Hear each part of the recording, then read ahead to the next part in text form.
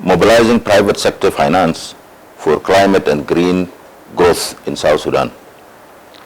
South Sudan's private sector landscape is small, with an estimated 30,000 companies registered according to the Directorate of Business Registration at the Ministry of Justice in 2022. These companies are comprised mainly of micro, small, medium enterprises, business associations, and cooperatives. The private sector faces several bottlenecks, including inadequate infrastructure, skill shortages, capacities to develop bankable climate finance proposals, and limited access to capital and high lending rates, which hold back its contribution to economic transformation, including financing climate and green growth.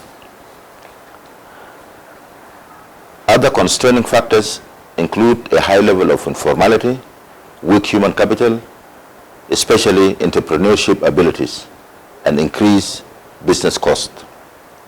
According to the government's second National Determined Contribution report in September 2021, the country's financing needs for climate change and green growth are estimated to be around $102 billion over the period of 2020 to 2030.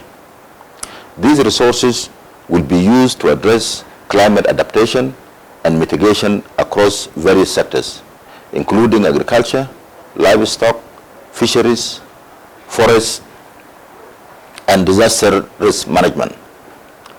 But access to conventional capital continues to challenge local and foreign businesses due to country's newly independent financial sector. South Sudan's commercial banks are risk-averse and unwilling to lend to early-stage ventures, as the nation's regulatory environment does not offer sufficient protection to lenders. Most banks are centered in urban areas such as Juba and Wau, Malakal Bor, and Rumbek, and have limited presence in rural areas due to poor socio-economic infrastructure.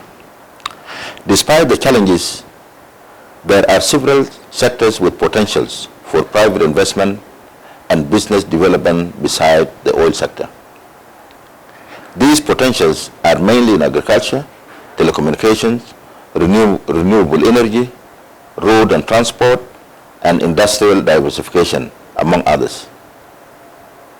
In helping to capitalize on the country's potential, we adopted the principle of non-discrimination between national and foreign investments, and a legal and institutional framework for competition following the creation of the Anti-Monopoly and Competition Council in 2013.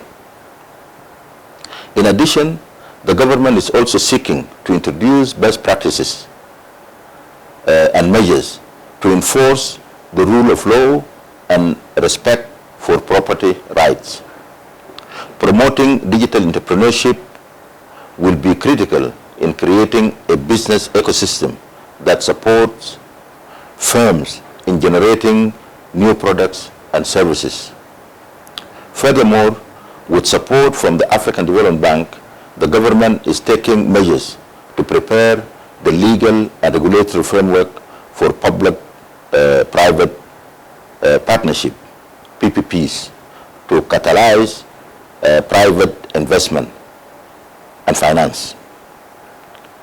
Development partners could assist the government by delivering capacity building and accessing funds.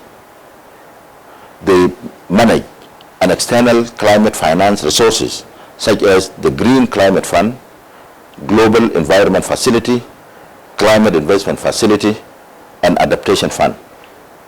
The bank's upcoming support through the Sustainable Energy Funds for Africa will provide technical assistance to the energy sector and will be instrumental in catalyzing private sector investment in renewable energy, including solar systems and off-grid solutions. I thank you.